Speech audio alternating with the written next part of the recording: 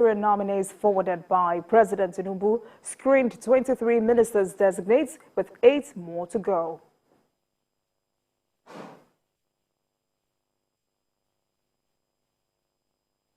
On the interview segment today, we focus on President Tinubu's address and the promised relief packages to Nigerians with the deputy spokesperson of the House of Representatives, Philip Sagbese, as our guest. Welcome to Politics Tonight. Please stay with us. We'll be right back. Welcome back, and thank you very much for staying with us. This is Politics Tonight, where we dig beyond the headlines. And now to our interview with the guest of the day. I am joined by the Deputy Spokesperson of the House of Representatives, Honorable Philip Sagbese, for discussion on President Bola Tinubu's address and promised relief packages to Nigerians. Thank you so much for joining us, Honorable. Thank you so much for having me. All right. So let's start with your assessment of the President's national broadcast. What's your view about this?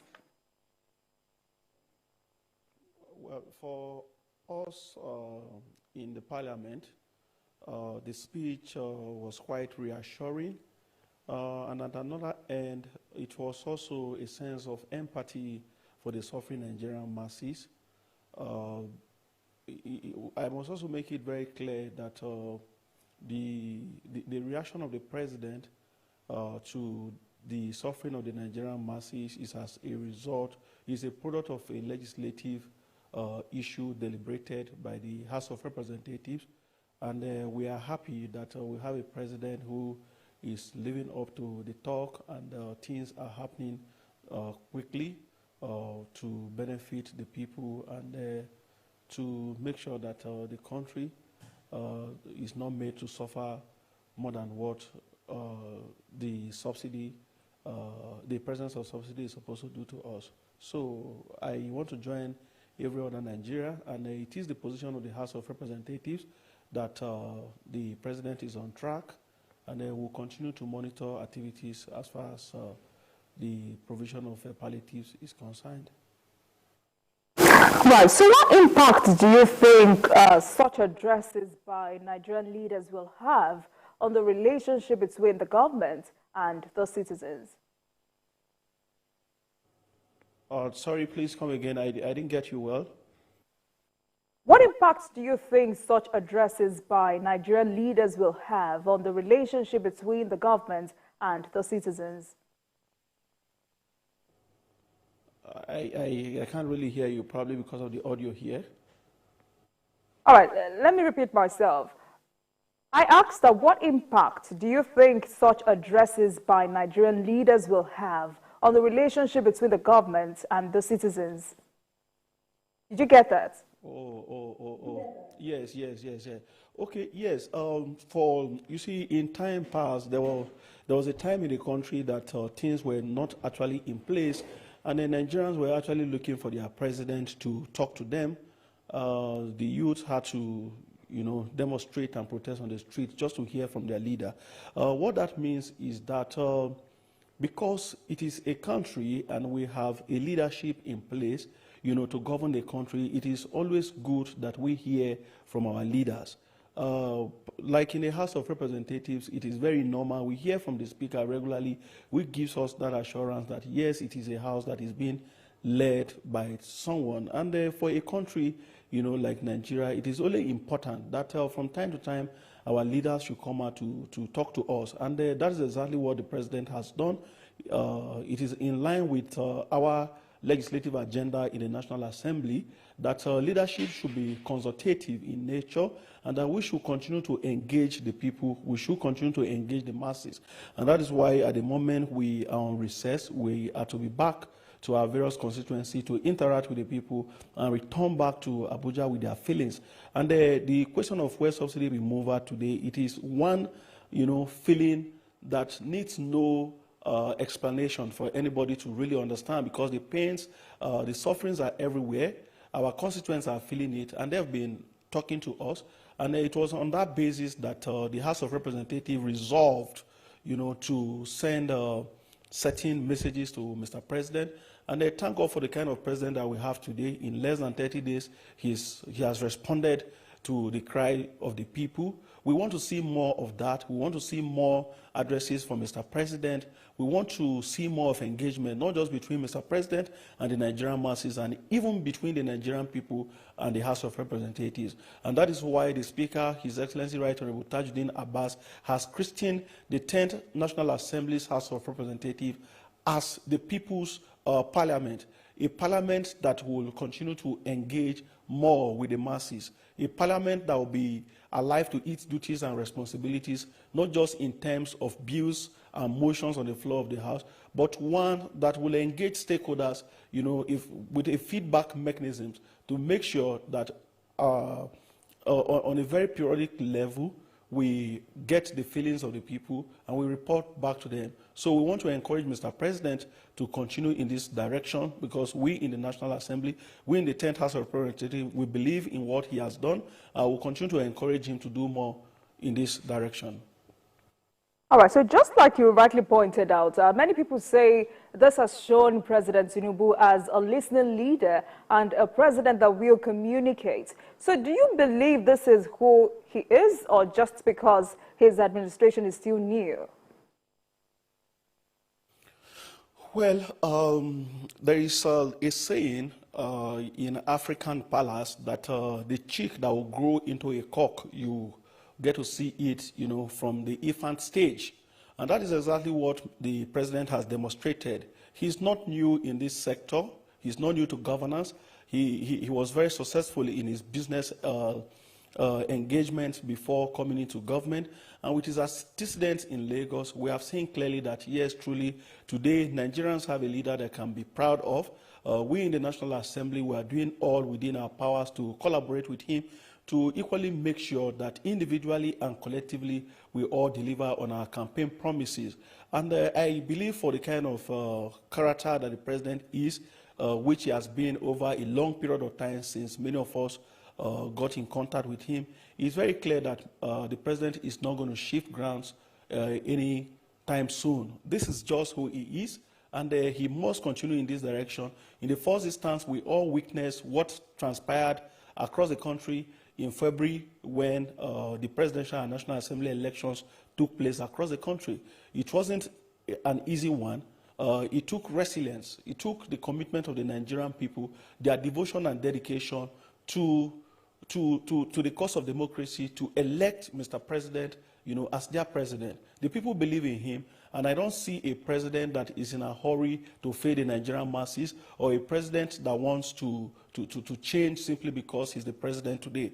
His engagement with the National Assembly has equally shown that, yes, he's a listening leader. He's ready to cooperate with the other arms of government for us to move the country forward. So for us, I think it is not yet time for celebration, but from every indication, we can see that, yes, there's celebration ahead of us. All right. So what aspects of the relief packages announced by the president do you consider as the most critical for the country at the moment? Yes. From the speech we listened to, prior to the speech yesterday, in the House, we passed some resolutions. We made some recommendations to Mr. President. We mentioned the issue of interventions in transportation. We advised that the manufacturing industry should be rejigged and more money into the economy. And these are exactly what Mr. President has addressed in his speech. So they are all very important, because at the moment, transportation tends to hold the key to the other problems that we have in the country today. Because everywhere in the country, there seems to be the prices of goods seem to be on the high, and people are unable to afford them.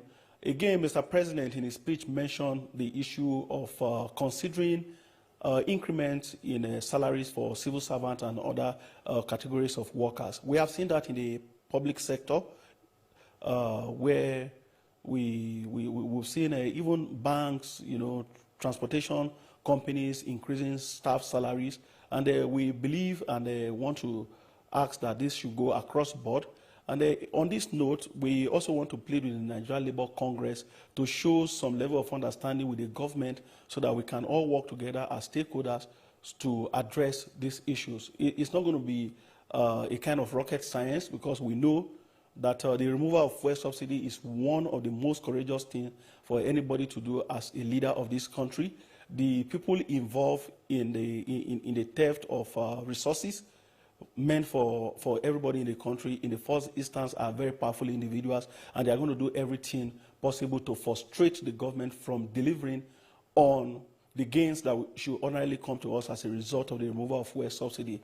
Having said that, those challenges will be there, we understand, but again, as a people and as a country, we have to pay the price, which is going to be very temporary. And this brings us to some of the resolutions of the 10th Assembly, that we are going to monitor closely the distribution of these palliatives, especially in areas where the money will go into enhancing agriculture for improved food production and availability of food in the country. Mr. President equally talked about spending part of the money on the construction of some of the rural roads to assist farmers in getting their produce from the farms to the urban centers where they can sell these things. So as a house, we have resolved to monitor and carry out our oversight functions to ensure that the funds we are saving from the removal of fuel subsidy goes back into helping the people and for us to collectively build the country as one. All right, so let me continue from where you stopped. President Tinubu says government has earmarked 100 billion naira to purchase 3,000 20-seater buses to provide affordable transportation. So how long do you think this can go in solving transportation challenges in the country? Yes, if we are able to address the issue of transportation, I believe that will go a long way in helping to ameliorate the sufferings of the masses, because transportation is a very big problem for everybody, including members of the National Assembly. Yes, having said so, we all know the importance of transportation, and if we're able to reduce the cost of movement for people who provide services, it will definitely go a long way to improve the economy. And I believe that some of these buses will also have alternative energy sources, not necessarily PMS, but CNG and other alternatives. So if we provide that, and not just buses, I think we should also go back to see how to make good use of the railway services that the past administration had provided for the citizens, and for places like Abuja, Kaduna, that people have not been able to use the rail, we have to bring them back as quickly as possible. And this is exactly why we have committees in the National Assembly that are going to wake up to some of these responsibilities and challenges to ensure that the MDAs are equally acting in tandem with what Mr. President has directed and has instructed in his speech as part of his policies to move the country forward. All right, so let me also ask you this. How workable is the President's promise of 500 billion naira for all year-round farming on 500,000 hectares of land? Yes, I don't really know how they intend to go about that, but as a house, we have resolved to watch and see how they go about it, because the policy direction of the current administration is very clear, not just on the basis of fuel subsidy removal or the current feelings of the masses as a result of the pains. So we as a house, we have resolved, to give them our cooperation. We also, as a parliament, believe in agriculture. It is part of our individual campaign manifestos. So we are going to be watching and monitoring to see how well they execute that. The President also mentioned that 125 billion naira will be allocated to the micro, small and medium-scale enterprises and the informal sector, which are the drivers of economic growth. How feasible is this?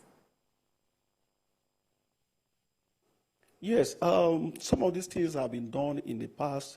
We have the agencies like the Small and Medium Enterprise Development Agency and other organizations, both government and private organizations. It is expected naturally that they will wake up to address their mandate. And in doing so, of course, the president has clearly stated that funds will be provided for them. So we want to see how far this can go. But we believe as a parliament that it is very important, especially for the young, for young Nigerians, to benefit from these small, medium enterprises. And I think we should give the president the benefit of the doubt that he will do exactly what he has said he's going to do. So, Honorable, considering the monumental failure recorded by the Anchor Borrowers Program, what do you think can be done to ensure that the allocation for small businesses does not suffer same fate? Yes, there was everything wrong with the Anchor Borrowers scheme of the last administration, and I think that is exactly why the former governor of the Central Bank of Nigeria is still being held by the State Security Service, to provide answers to some of these things. Our advice as a parliament is that there should be more transparency and accountability in the conduct of government businesses, and the executive should always be willing to answer questions from the Nigerian people. They should also be willing to respond to questions from the parliament. Because in the past, some of the persons who were saddled with the responsibilities of manning these agencies, even when the Ninth Assembly attempted, to call them to order, they refused to honor the parliament. But today we see a good working relationship between the National Assembly and the executive. So if members of the executive, those who are coming on board as ministers and heads of agencies, if they adhere strictly to the Mr. President doctrine and principle of cooperation between the executive and the parliament, I know very well that things will be far better than what it used to be in the past. So it is our hope in the House of Representatives that the executive will accord us all the necessary cooperation as we also extend our collaboration to them to make sure that things get better for the citizen. All right, so if you would agree with me that in this country we have always had fantastic policies, but implementation remains a big challenge. Now, the president has said the federal government is working closely with state and local governments to implement interventions for citizens. How do we ensure implementation of this? Well, the problem, like we have all agreed, it has never been the absence of laws in the country. It is a question of how well we implement the laws that are available in the country.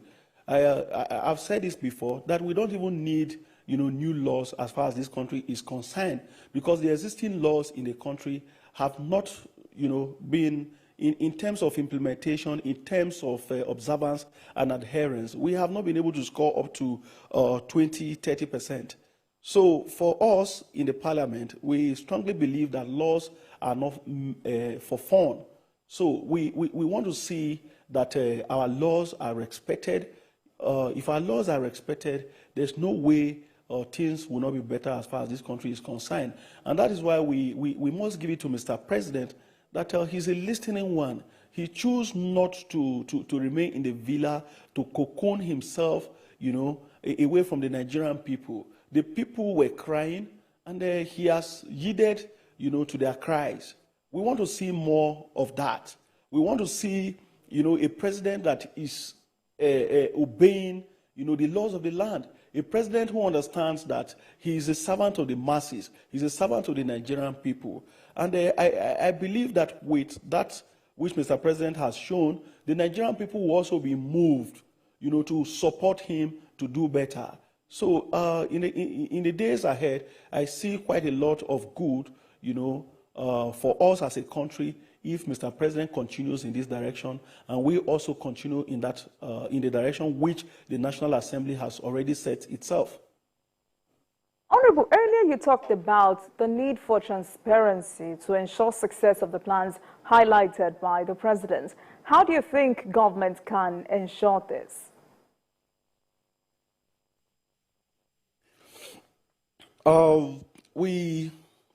The presence of the Economics and Financial Crimes Commission, the ICPC, or the law enforcement agencies in reality have not in any way helped to ensure that there's transparency in governance.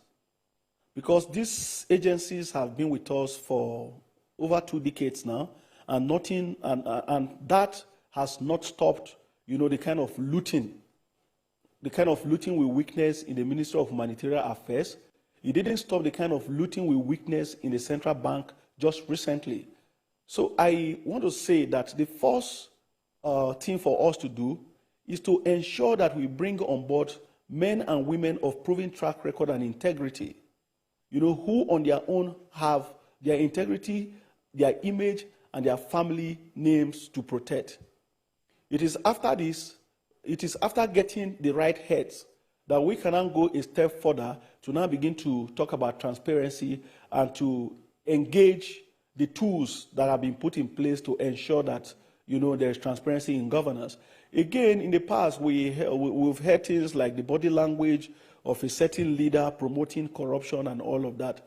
And, in the past administration, the major problem was that everybody engaged by that administration became bigger than the administration to the extent that when they engaged people, they failed to fire these persons when, they break our laws. We saw it in the past. Very mighty people, involved in bribery allegations, in clear cases where, of course, it became obvious that a prima facie case was established against them. Morality was thrown to the dogs. We didn't see a government acting on that. So my advice to Mr. President is that as we are starting on a new note, he should ensure that every single Nigeria, caught dipping his or her fingers into the public purse is punished immediately and accordingly in line with the laws of the land. If we do this... Thank you so much, Honorable Philip Agbesi. I've been speaking with the Deputy Spokesperson of the House of Representatives. Honorable Philip, thank you so much for coming on the program tonight as we focus on President Bola Tinubu's address and the promised relief packages to Nigerians. Thank you so much for your contribution on the program tonight. Thank you so much.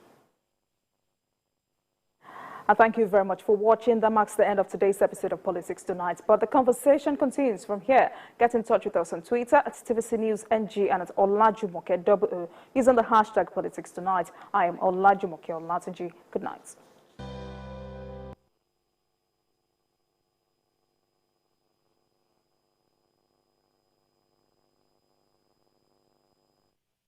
Gets even fresher with Close-Up. New Close-Up Triple Fresh formula. It cleans deeply, fights 99% of bacteria, and cools intensely, keeping you protected and fresh. Let's take a picture. Still fresh, still protected. Feeling cool and protected. All day confidence to get close. Oh, yeah, take it close. New Close-Up Triple Fresh formula. Never miss a moment. Instant breaking news from all over the globe. Live streaming of your favorite programs delivered directly to you. Watch anytime from anywhere on your mobile or smart devices. Download the TVC News app today. Available on Google Play and Apple Store. So we have a strategy for security. Are you saying that there was nothing wrong in that? Was he the one driving the taxi? Answer the question. Reveal your morning with all you need to know. Like yes, just mundane lyrics. Yes. How does that fit into your scheme of events or duties right now? No chief of staff, no general has the right to call a governor to order. The governor has been elected by his people. Start your day right, because this is the breakfast show that adds to your breakfast. TVC Breakfast, weekdays at 7 a.m. only on TVC News. Hello, there. It's a brand new quarter and your favorite TV program, CAC Weekly, is about to unveil new innovations fresh from the Nigerian Company Registry. Now, have you heard of the Extensible Business Reporting Language XBRL standard for filing of electronic financial statements? Do you also know that there's so much that you can do on your own on the At TVC News, wherever the big news story is happening, we're geared up to break it. TVC News, first.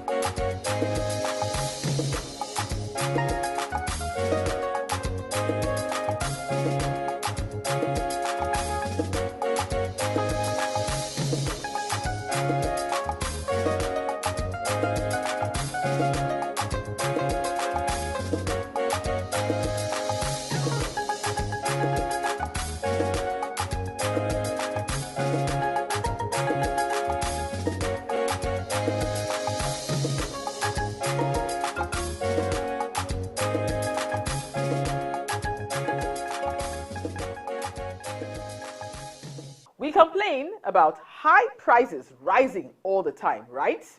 Well, you can hardly blame the seller or service provider for transferring costs to customers. We're all in business to make the profit that enables us keep body and soul together. As a matter of fact, only the monks amongst us would swear off creature comforts like nice cars, homes, exotic vacations, clothes, and all such. Today's episode of The Shipper is all about how Shippers Council is working to ensure that your enjoyment of life quotient is higher. Stay with us. Nigerian Shippers Council, they to serve you well.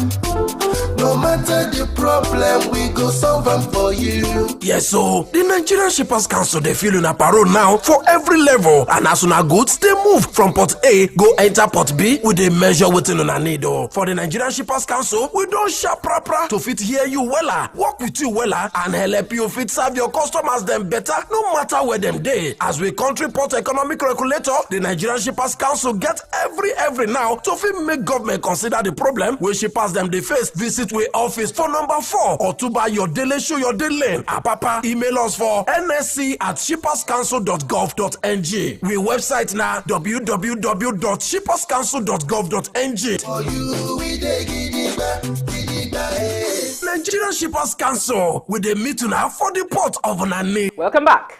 My name is Rekia Zikru Yaguyaji. You're watching The Shipper, Nigeria's flagship maritime program on television. Thanks for joining us. Last week, we brought you Detention and Demurrage 101. For the liability on the container does not fall on the dropper. They delay the process of returning the containers. That is why when you are traveling on a Nigerian road today, you will meet a lot of trucks in some villages parked, relaxing, enjoying themselves with containers behind their trucks. They don't even know that they are causing a lot of cost on the businessman that gave them the contract to return the containers. So I don't see how a reasonable shipping company will benefit from delaying the equipment it's using to service its customer. We're now able, to have a cargo clearing process that is one, transparent, that is efficient, and that actually enables for the industry to be able to work in a much better, efficient manner. For more on Demurrage and Detention 102, let's join Lucy Nyambi for details of the efforts Nigeria's port economic regulator, Nigerian Shippers Council, is making to put more money in your pockets. To avoid the pitfalls of the charges of demurrage and detention, shippers must ensure they start the process of clearing consignments before cargo arrival. This process can actually begin as soon as the manifest is approved. Similarly, logistics for offloading, warehousing, and return of containers to off-dock terminals by shippers